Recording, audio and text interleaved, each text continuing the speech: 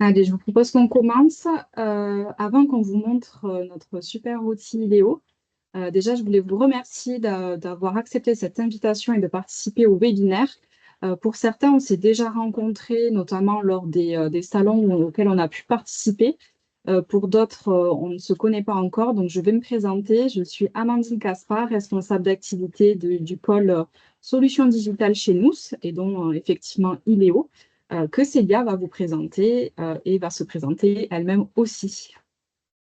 Donc, bonjour à tous, moi je suis Célia Combe, je suis la responsable SIRH du pôle Iléo et donc j'accompagne nos clients dans les phases en amont projet, dans les phases de cadrage et dans le suivi avec accompagné de mes équipes dans le suivi de la vie de nos clients avec Iléo. On va tout de suite passer à l'outil. Comme ça, l'objectif, c'est que vous puissiez le voir. Tu voulais ajouter quelque chose, Oui, Amandine? juste, voilà, si vous avez des questions, n'hésitez pas à les poser dans le canal de la conversation. Moi, j'essaierai d'y répondre pendant que Célia fait la démonstration, ou sinon, ben, voilà, on aura un petit temps de questions-réponses à la fin de la démonstration, ne vous inquiétez pas. Et puis, vous pouvez soit activer votre micro à la fin de la présentation de Célia pour poser vos questions, ou si vous ne voulez pas attendre, vous pouvez le faire directement dans le canal. Oui, vous pouvez lever la main sans souci. Et puis, comme ça, le côté interactif sera aussi, ça peut toujours apporter aussi en termes de questions, etc. Donc, n'hésitez pas. On est là pour vous présenter l'outil et pour répondre à vos interrogations. Hop, alors, c'est parti. Je vais vous partager mon écran. Et c'est parti pour l'aventure idéo.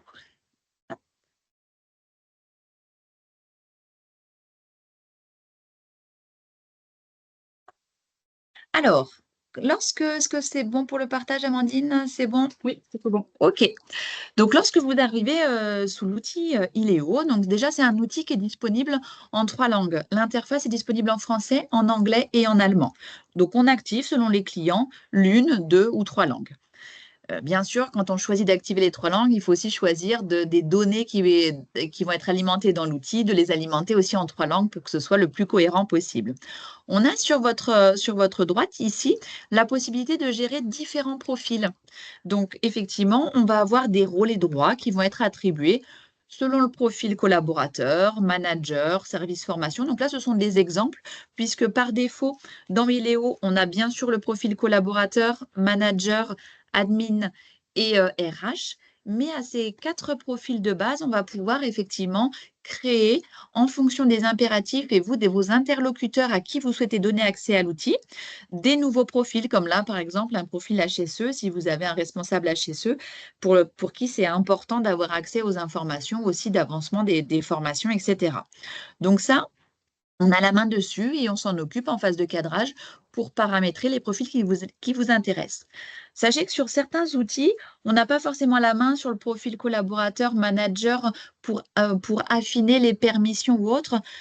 Sur chaque profil, même s'ils sont par défaut, c'est pareil, on va choisir de vraiment qu'est-ce que je lui donne en consultation, en action sur chacun des menus. Donc, si vous cherchez un outil plutôt pour votre service RH sans forcément donner accès au collaborateur manager, ça c'est tout à fait possible également. Là, aujourd'hui, je vais vous montrer un peu la totalité je vais partir de la vie d'une demande de formation, du recueil des besoins, comment je peux émettre une demande de formation dans Iléo, jusqu'à la réalisation et la clôture d'un dossier formation. Ça va être un petit peu tout ça en passant bien sûr par les évaluations, les indicateurs, etc. Donc, pour un profil collaborateur, en général, c'est très simple, 3 menus en accès, c'est-à-dire l'offre formation. Sachez aussi que le vocable au niveau d'Iléo est entièrement customisable. C'est-à-dire que là, ça s'appelle catalogue. Si vous parlez d'offre formation plutôt au niveau de votre écosystème, on pourra changer ce vocable pour vraiment coller et faciliter l'adhésion à l'outil. Donc, c'est toujours bien parce que des fois, quand on arrive sur un outil, on se dit mince, c'est vrai que chez nous, on parle pas en cette terminologie et c'est un peu confusant. Donc ça, on pourra s'adapter à vous, votre vocable. Donc, l'offre formation, effectivement, à disposition, on peut mettre en avant votre catalogue formation que vous souhaitez, vous aussi, par conséquent, mettre en avant auprès de votre public, collaborateur et manager.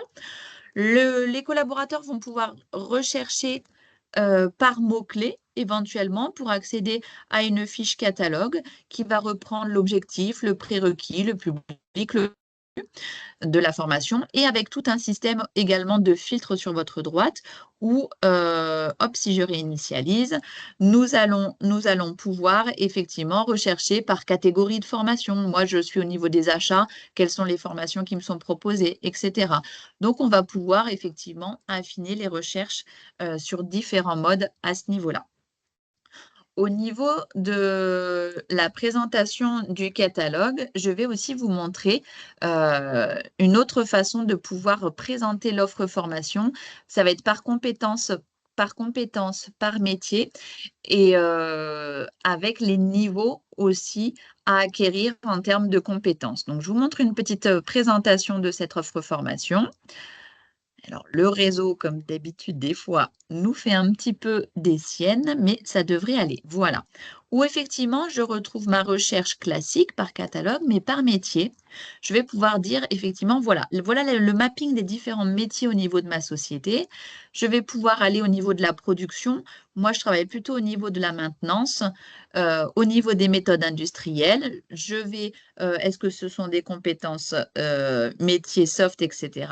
Et donc là, en fonction en abscisse des compétences, travail en équipe, orientation économique et du niveau, ici, alors bon, j'ai cliqué sur une matrice où il n'y a pas de stage, mais je vais avoir le nombre de modules qui me sont proposés et qui vont me rediriger directement vers ma fiche catalogue.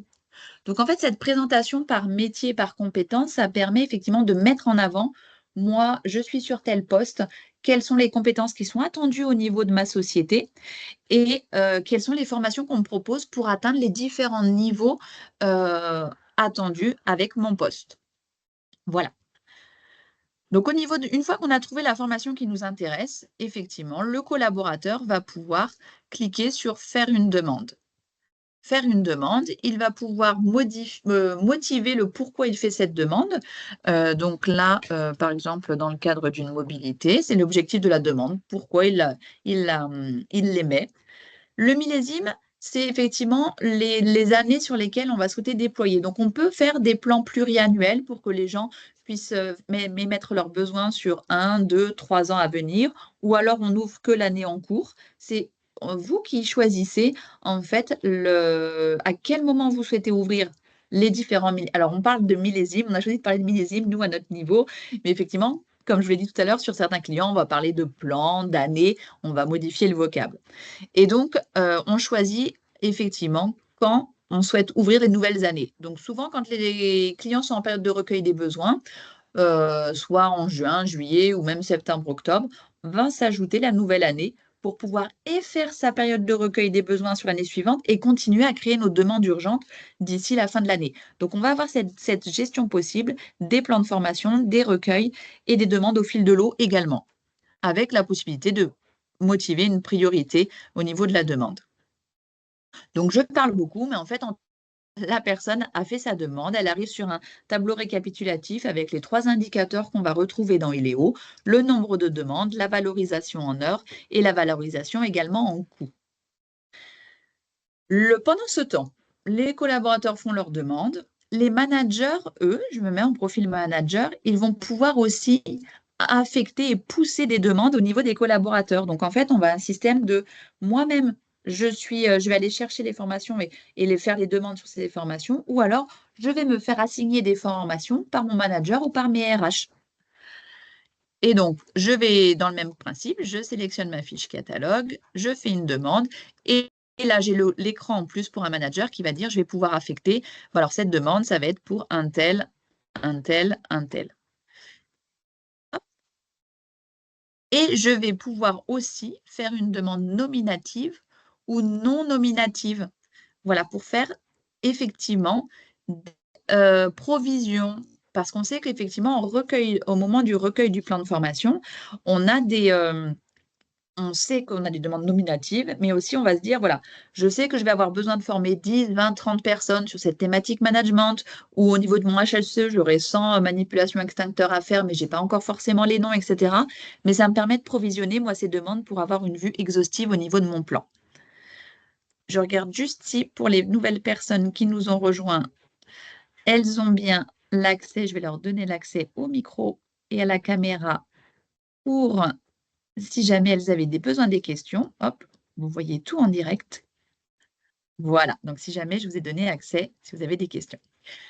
Donc voilà, je fais mes demandes nominatives ou non nominatives avec la quantité et ça va me permettre, moi en tant que manager et aussi en tant que RH ou de responsable de site, etc., selon le profil, d'accéder à un écran avec nos 3 indicateurs qu'on retrouve, demande, durée et coût, et avec sur l'ensemble de ma population, l'ensemble des demandes qui m'ont été demandées. Je vais, en tant que manager, avoir ma phase d'arbitrage, puisqu'on va avoir 2 niveaux de validation possibles dans Iléo. L'arbitrage tout d'abord, où je vais dire non, cette demande, elle n'est vraiment pas prioritaire, on la déploiera que s'il nous reste du budget en fin d'année, je la diffère. Toutes mes accordées, les refuser. Ah, finalement, on l'avait accordée, mais au niveau budgétaire, je suis encore trop haut. Je vais être obligée de la refuser, cette demande. Et comme ça, directement, je vois mes donuts s'actualiser et je sais en termes de budget où j'en suis et est-ce que c'est OK avec mon périmètre. En parallèle de ça, les services formation auront eux aussi en temps réel, c'est ça en fait, tout le monde accède à la même information en temps réel, chacun sur son périmètre. J'ai une vue consolidée, je vais pouvoir moi aussi, une fois que l'arbitrage des managers est terminé, refaire une passe dessus, parce que peut-être il y a des managers qui se sont un peu emballés, ils ont validé trop de demandes, donc moi, effectivement, je dois repasser pour que ça puisse rentrer dans mon budget. Donc, les demandes, je vais pouvoir repasser dessus en disant non, non, non, il m'en a accordé trop. Et sachez qu'effectivement, pour chaque demande, on garde l'historique de tout ce qui s'est passé sur la demande. Ça permet effectivement de tracer qu'effectivement, il y a eu le manager d'abord qui a arbitré, ensuite le RH, etc. On garde la trace de tout au niveau de l'outil. Et j'ai des petites aides de présentation ou aussi dans mon recueil des besoins, je vais savoir au niveau de mon équipe qui a combien de demandes pour savoir si c'est équitable. Pourquoi s'il y en a un qui en a beaucoup, bah, qu'est-ce qu'il m'avait demandé lui? Ah oui, mais c'est bon, au vu de son poste, c'est normal. Donc voilà, j'ai des petites aides directement comme ça, ou par catégorie de formation, parce que je sais que cette année, on a mis l'accent sur l'engineering, etc. Donc, pour ne pas avoir besoin de sortir des exports, l'objectif, c'est de pouvoir tout faire directement dans l'outil et éviter de travailler en dehors de l'outil et de le faire directement. Mais sachez, pour ceux qui préfèrent travailler sur des exports, etc., sur chaque menu, les exports sont bien à disposition. Et là, il y a peut-être une question qui se parle en disant, bah oui, mais bon, on a les demandes au catalogue, mais j'ai toujours des demandes spécifiques qui arrivent. J'ai toujours sur ma chaîne de production une nouvelle machine qui arrive où je dois former mes équipes ou une nouvelle thématique en lien avec ce poste en particulier et qui n'est pas forcément répertoriée de base.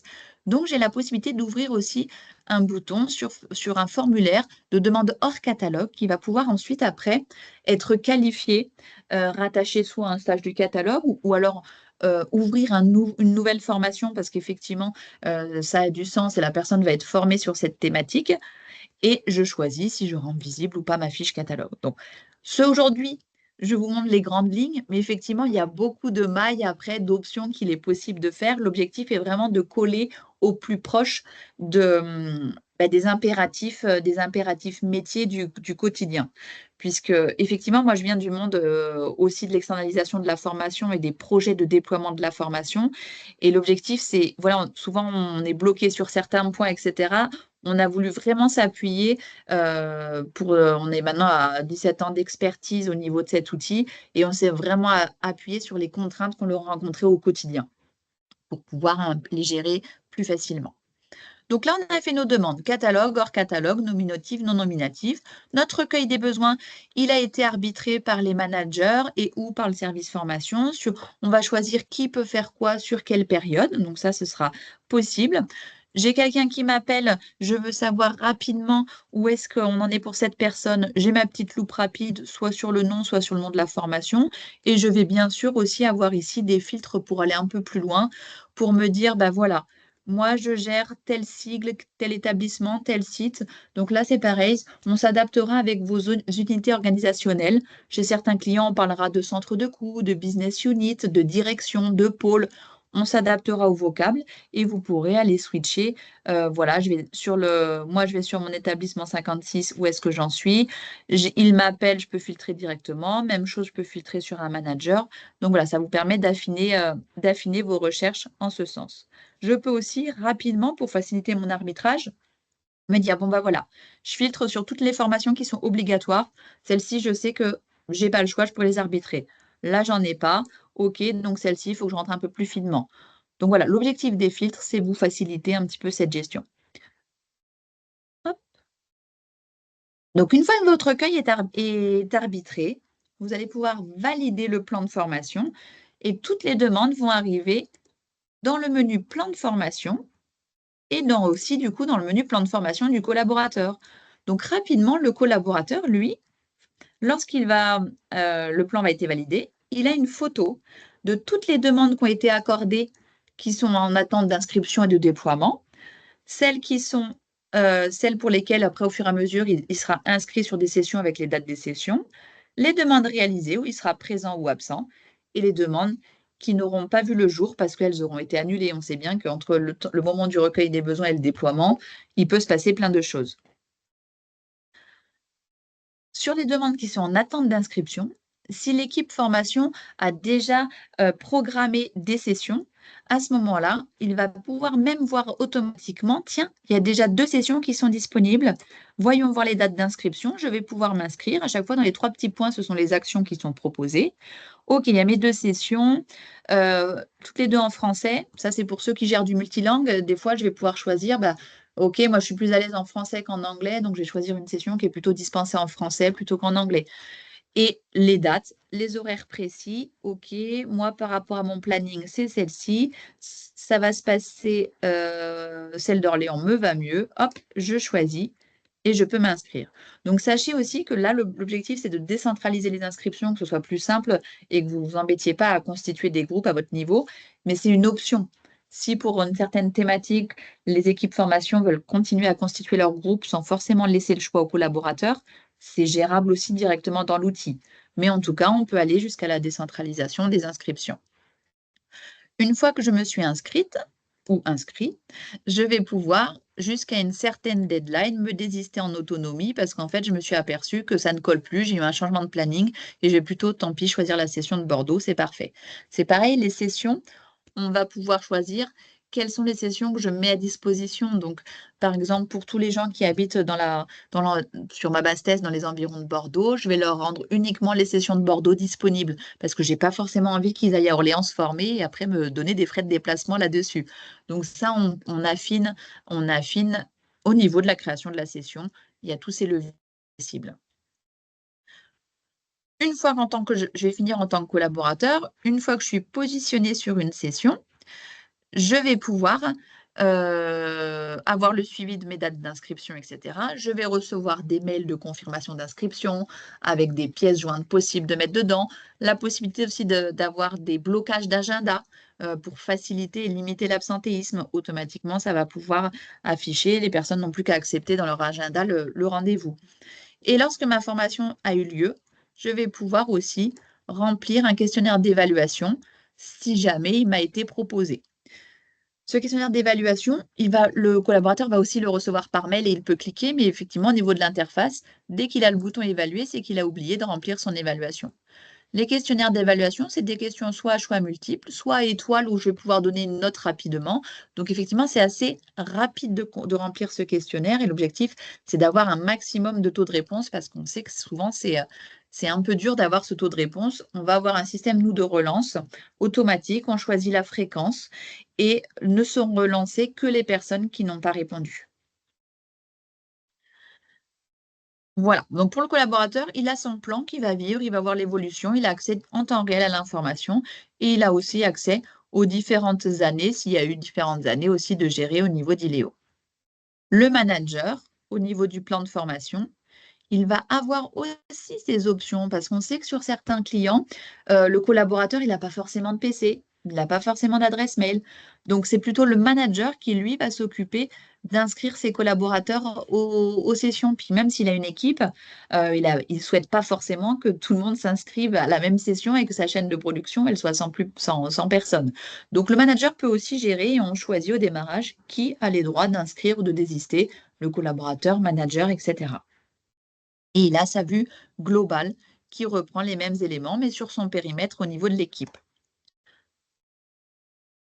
Un petit plus qu'on peut apporter et qu'on aurait pu donner aussi aux collaborateurs, pour les clients qui ont besoin d'avoir un suivi plus précis pour toutes les formations soumises à recyclage et qui, du coup, pour lesquelles on doit monitorer vraiment le fait de ne pas rater la périodicité pour éviter d'avoir à refaire une formation initiale alors qu'on aurait pu faire un recyclage. On a un menu qui cible ces formations renouvelables avec le statut, est-ce que c'est acquis, non acquis, la date de perte et en fait qui va vivre avec la réalisation des formations via le module formation. Et donc rapidement, on va pouvoir aller consulter, tiens, par exemple, quelles sont les formations qui arrivent en perte, par exemple, du 1er janvier 2024 au 30 juin 2024. Hop, je vais pouvoir aller voir la liste. J'en ai une, celle-ci. Hop, je vais pouvoir renouveler automatiquement la demande et je choisis si cette demande de renouvellement, je la fais passer par le cycle d'arbitrage ou directement je la mets en attente d'inscription. Ça dépend des clients. J'en ai certains qui aiment bien que les managers repassent sur toutes les demandes de recyclage parce que peut-être la personne a changé de poste, n'en a plus besoin, etc. Et d'autres qui vont directement les mettre en automatique au niveau du plan. Ça, chacun le choisira, cette option.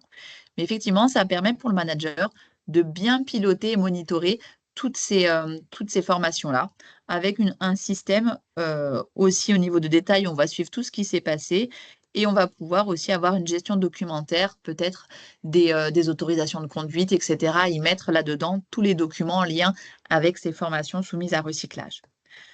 Sachez que ce module, il est disponible, cette fonctionnalité est disponible dans IDEO Formation, mais on a un module habilitation pour aller plus loin dans cette gestion, qui lui, ce module habilitation, va nous permettre de suivre ici non pas que la composante formation, mais toutes les composantes qui permettent de définir une habilitation. C'est-à-dire que moi, je pense à quoi? Je pense à l'autorisation médicale, l'aptitude médicale, les prérequis, les phases de tutorat sur une habilitation, des fois, il y a aussi des niveaux de diplôme sur certaines qualifications, etc.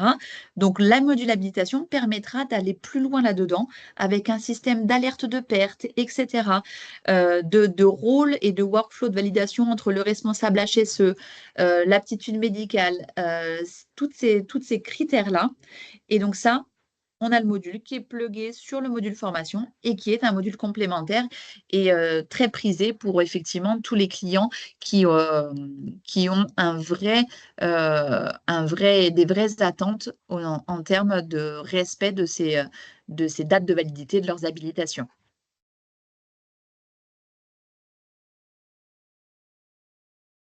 Est-ce que je fais peut-être une petite pause parce que je vous ai déjà dit beaucoup de choses. Est-ce qu'il y a des questions? N'hésitez pas ou je continue. Vous me dites, est-ce qu'il y a des petites mains qui se lèvent avec certaines questions ou pas forcément? Ou des petits pouces si vous souhaitez que je continue tout simplement?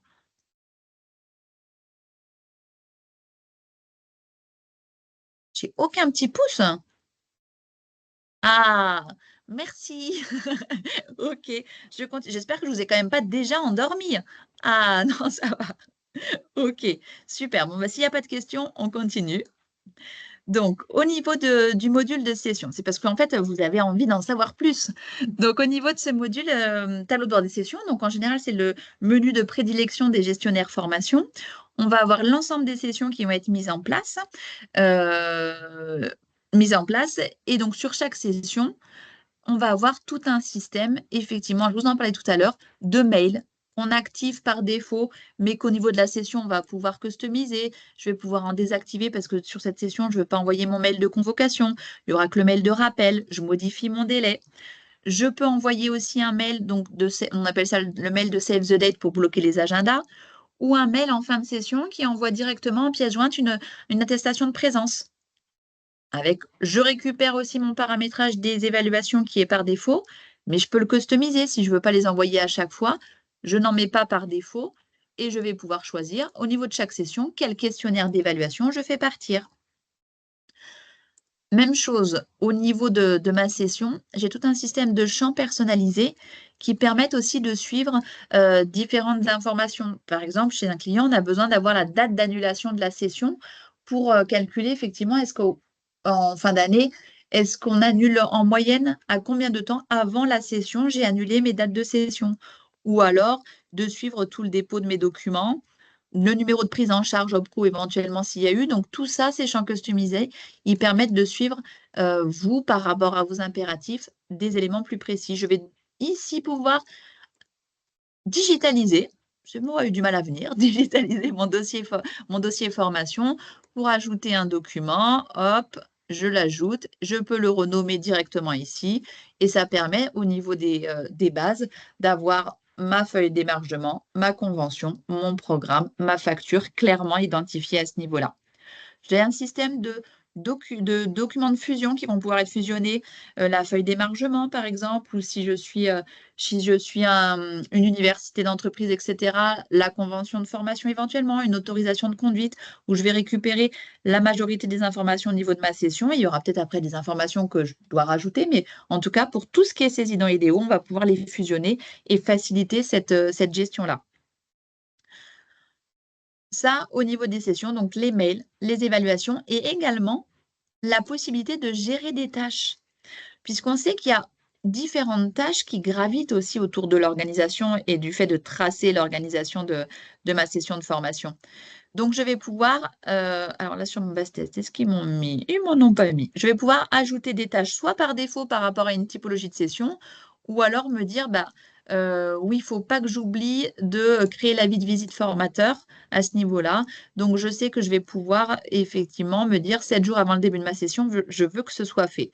Donc, ces tâches-là, elles peuvent être par défaut mises par typologie de session interne, ou alors à l'unité. Pour chaque gestionnaire choisit de mettre ses tâches. Et il aura son petit tableau ici. Alors là, moi, je ne suis pas une bonne gestionnaire parce que j'ai 30 tâches qui ont déjà dépassé. Et je vais pouvoir soit me dire par jour, je sais ce que j'ai à faire par rapport à ces tâches qui gravitent autour de l'organisation de ma session. Ou alors, tiens, je veux créer tous les avis de visite formateurs pour le mois à venir. Et ben, je peux l'organiser par tâche et hop, je vais clôturer mes tâches dès que c'est fait. Voilà, alors là, j'ai pas pu parce que c'était une tâche des années précédentes, mais ma base test n'est pas terrible. Je clôture toutes mes sessions, je peux requêter sur mes tâches. Et je peux aussi, si un de mes collègues est absent, aller voir s'il avait des tâches. Alors oui, effectivement, lui, il avait quelque chose à faire, il s'était mis de relancer l'organisme, il est en arrêt maladie, ben, je sais qu'il avait ça à faire, je peux prendre le relais. Donc ça vous permet de sécuriser l'organisation des tâches en lien avec l'organisation de votre session de formation. Je vais pouvoir organiser aussi au niveau de mes sessions. Il y avait différentes périodes, donc soit les jours sont consécutifs, non consécutifs, et je peux aussi faire des sessions longues. C'est-à-dire que, par exemple, je n'ai pas besoin de préciser que ça va commencer à 9 h, de midi, 13 h, 17 h. Des fois, on est un peu bloqué là-dessus, on ne sait jamais quels horaires mettre. Je vais pouvoir mettre une date de début, une date de fin sur ma session et juste valoriser un quota d'heures. C'est très pratique, par exemple, pour les formations en langue. De janvier à décembre, il va faire 30 heures, mais j'ai aucune envie de savoir qu'il l'a fait le 2 mars, le 3 avril ou le 4 juin. Si je le veux, je peux le faire, mais au moins, je peux valoriser aussi mes sessions comme ça sur cette grande période. Je vais pouvoir aussi, grâce au module d'import, par exemple, j'ai mes organismes qui m'envoient leurs fichiers de réalisation des heures parce qu'ils suivent, eux, par l'angle, combien d'heures a fait quel collaborateur. Et ben, j'ai tout un module d'import de session qui est à disposition aussi pour récupérer et créer directement par import ces réalisations de suivi des heures de formation. Donc, soit je les gère, soit je les importe, je les récupère si j'ai une source externe. Même chose au niveau de mon catalogue. Au niveau de mon catalogue, je vais pouvoir aussi, si j'ai un outil d'e-learning où sont stockés tous mes e-learning, mettre effectivement tous mes stages e-learning et pouvoir ici directement renvoyer les collaborateurs vers le lien pour suivre l'e-learning. et récupérer après avoir tous les mois, toutes les semaines, les réalisations d'e-learning faites, gérées sur le logiciel d'e-learning. Ça, c'est possible aussi. Au niveau du pilotage, parce que c'est important de piloter les éléments, on a un module qui s'appelle collectif. C'est le collectif des demandes où je vais pouvoir me créer différentes enveloppes. Donc, soit au niveau de toute une année d'un plan, ou soit au niveau d'un service ou d'une catégorie de formation. J'ai une enveloppe au niveau des différentes mailles. Et comme ça, d'un seul coup d'œil, je sais où j'en suis de la consommation de mon enveloppe budgétaire. Puisque quand on crée un collectif, on va pouvoir attaquer un certain nombre de champs, soit en tant qu'unité organisationnelle du collaborateur ou sur la typologie de la formation. Donc, on va pouvoir attaquer ça et quels sont les statuts que je veux prendre au niveau des demandes. Est-ce que je veux me faire mon enveloppe sur que le réalisé, sur aussi ce qu'il y a dans les tuyaux? Je vais pouvoir mixer aussi pour savoir ce qui est sûr déjà consommé et aussi ce qui est les atterrissages. Pouvoir se faire un atterrissage entre ce que j'ai en prévisionnel et ce que j'ai déjà consommé. Donc ça, c'est un peu l'objectif et d'avoir ce suivi d'un seul coup d'œil. Donc j'ai des clients qui effectivement vont piloter comme ça, ils ont toute une liste de collectifs par entité, par sous-entité, etc. pour directement d'un seul coup d'œil, ils voient les sites, les établissements ou les entités qui commencent à être dans le rouge dès le départ. Donc, pour réajuster, c'est plus simple de pouvoir anticiper ces éléments. Dès qu'on commence à être dans le jaune, c'est qu'on se rapproche dangereusement du bout de notre enveloppe. Notre choix également a été, vous voyez, de mettre quand même énormément de menus admin à disposition. Alors attention, on ne les met pas à disposition de tout le monde, mais des interlocuteurs qui vont faire la gouvernance de l'outil chez vous. C'est ce qui permet de ne pas dépendre de l'éditeur. Alors bien sûr, nous, on est à disposition, vos consultants SIRH sont à disposition pour vous accompagner s'il y a besoin. Mais c'est de se dire, voilà, moi, au niveau de mon plan de formation, je me suis aperçue que j'avais besoin d'un motif supplémentaire. Je n'ai pas besoin de consulter mon éditeur pour rajouter mon motif, je vais pouvoir le rajouter. Les templates mail qu'on a paramétrés au démarrage, j'ai la possibilité ici d'aller voir quels sont mes templates mail par défaut et je vais pouvoir aller les modifier parce que je veux rajouter une clause au niveau de mon équipe. Je vais aussi pouvoir rajouter, des fois aussi, s'en servir comme un canal, c'est des mails automatiques. Les gens, il ne faut pas non plus qu'ils se lassent de les recevoir. Donc, peut-être si je mets un petit bandeau en bas avec à chaque fois l'actualité au niveau de mon service de formation, ça peut être intéressant aussi. C'est un canal pour délivrer de l'information au niveau du service formation, des actualités. Donc, un module d'import, j'en ai parlé. Ça permet aussi de faire des mises à jour de données en masse. Et vous êtes autonome. Alors, quand je dis vous, bien sûr, on ne laisse pas tout le monde autonome pour faire tout et n'importe quoi, mais au niveau des demandes, à chaque fois, vous voulez mettre à jour en masse. Vous avez la possibilité de télécharger le template. Comme ça, vous avez l'explication pour chaque import au niveau du cahier des charges sur ce que fait le champ, s'il est obligatoire, pas obligatoire, comment je dois le remplir. Les jaunes fluo, c'est obligatoire, la description, et vous remplissez après vos données. Donc voilà, l'objectif, c'est vraiment de pouvoir facilement et simplement gérer, utiliser l'outil et le faire vivre, puisqu'on sait que ça va vivre à ce niveau-là. Au niveau des tableaux de bord, on a fait le choix de pouvoir s'appuyer sur un partenaire BI pour aller plus loin dans la présentation des indicateurs des tableaux de bord. Alors, je vais me connecter. Suite. Hop.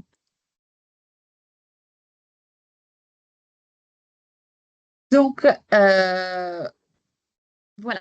On a, au niveau de ce tableau de bord, donc on a 13 tableaux de bord qui sont pré-paramétrés, qui permettent d'aller à l'essentiel sur les indicateurs d'absentéisme, le suivi des non-formés à 6 ans. Hop, je vais aller, par exemple, vous le montrer. Hop, suivi des non-formés. Voilà. Donc, rapidement, j'ai mon pourcentage de non-formés. Alors là, c'est sûr, je choisis ma période. Par exemple, 6 ans.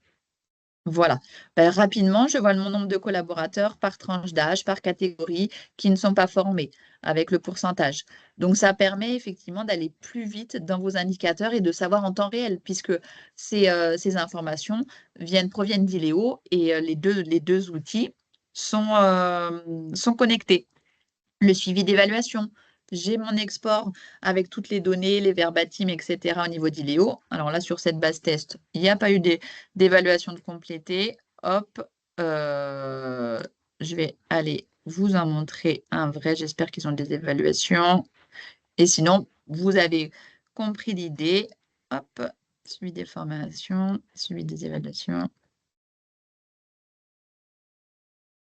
Tadam. Et non, ils n'ont pas rempli d'évaluation.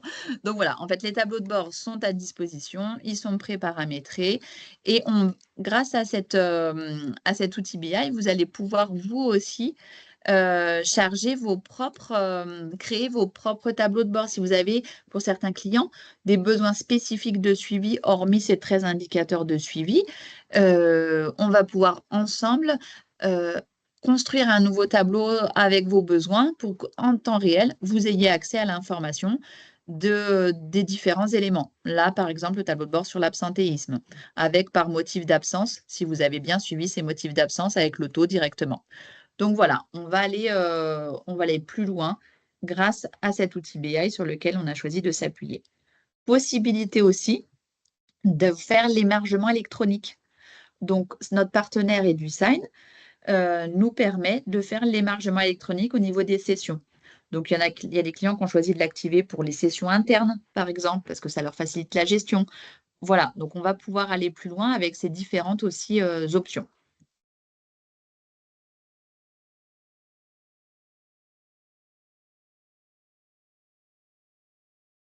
Je pense que j'ai couvert la majorité du périmètre.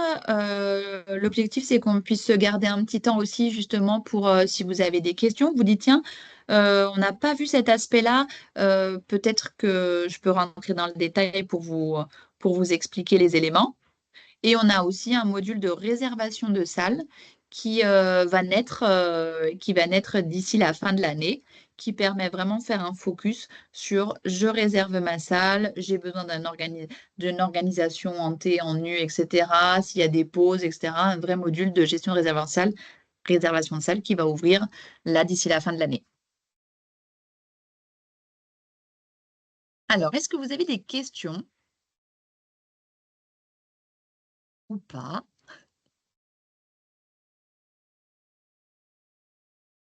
Est-ce que ça vous a plu ou pas avec les petits pouces?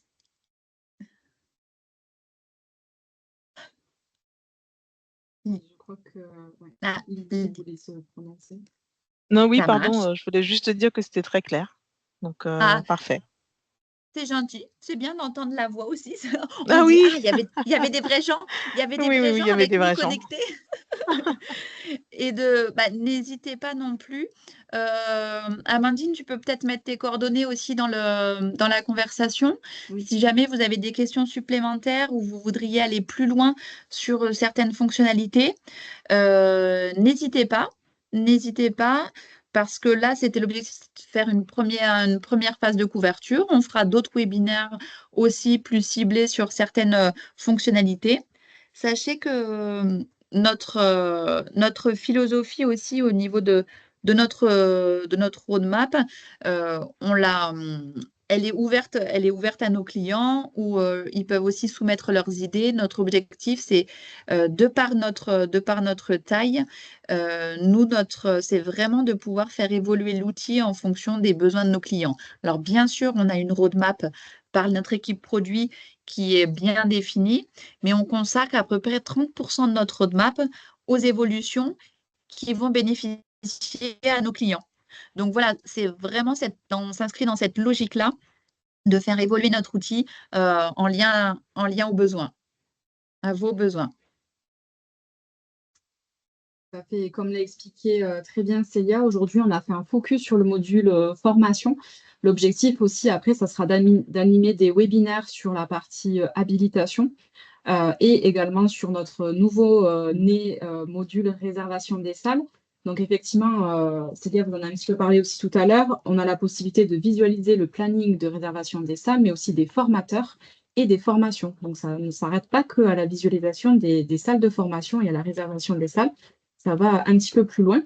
Petite précision aussi qui est nécessaire, c'est qu'effectivement, chaque module doit être souscrit, enfin en tout cas à une tarification différente. On peut l'acheter sous forme de bundle, donc c'est-à-dire qu'on souscrit au module habilitation plus formation sans le module réservation des salles, c'est tout à fait possible. Ou alors vous pouvez le réserver de manière unitaire, c'est-à-dire soit aujourd'hui le module formation vous a complètement convaincu et vous souhaitez qu'on aille plus loin dans la discussion et vous ne souhaitez pas, par exemple, en termes d'organisation interne ou autre, souscrire au module habilitation, c'est tout à fait possible. Il n'y a aucune obligation de contractualisation des 3 modules, mais par contre, c'est préconisé. Et peut-être n'hésitez pas si vous voulez aussi, au niveau de nous, nos différents clients, vous rapprocher d'un de nos clients pour une prise de référence, avoir un retour d'expérience, n'hésitez pas à revenir vers nous, de nous mettre aussi, donc on a vos coordonnées, vos adresses mail, mais si là dans la conversation, vous voulez nous mettre ou vous nous enverrez un mail après individuellement pour qu'on vous recontacte ou pour vous donner des éléments complémentaires, parce que c'est vrai que c'est toujours plus intéressant quand il y a un nouvel outil d'avoir le retour d'utilisateur directement plutôt que d'avoir que le discours de l'éditeur. Donc, ça, il n'y a pas de souci. On est sur différents. Nos clients, on a une palette de nos clients en termes de taille, en termes aussi de secteur d'activité. C'est très éclectique là-dessus. Et, et aussi bien, effectivement, dans l'aéronautique, dans le pharmaceutique, dans l'industriel. Qu'est-ce que j'oublie aussi? Enfin, sur pas mal de secteurs. En fait, on n'est pas spécialisé pour un secteur en particulier. Et si vous avez l'occasion de participer à des salons, c'est pareil. Nous, on est assez friands de salons. On commence à bien participer à plusieurs salons, notamment autour des outils, mais aussi salon des ressources humaines. Et là, je vous ai partagé une petite photo de nos modules dont je viens vous parler. Je n'ai pas cité le module Unlimited, qui est une plateforme de contenu, de curation de contenu web, où effectivement, alors c'est pas du e-learning, hein, puisque le e-learning, on appelle ça un LMS. Sur Unlimited, vous avez la possibilité de retrouver plein de contenus sur des thématiques de formation, notamment sur Excel, sur le management, sur des développements personnels, des choses comme ça. Et donc, c'est du contenu qu'on a pu capter sur le web. L'objectif, ce n'est pas de remplacer Google, hein, c'est effectivement d'avoir sur cette plateforme du contenu qui est validé aussi par nos ingénieurs pédagogiques chez nous et qui effectivement est qualitatif et qualifié en fonction des besoins et des thématiques en question. Et ce qui est intéressant aussi sur Unlimited, c'est que vous pouvez effectivement passer des questionnaires, enfin, suivre un questionnaire, un quiz, permettant d'agréger et d'attester votre niveau sur la thématique en question.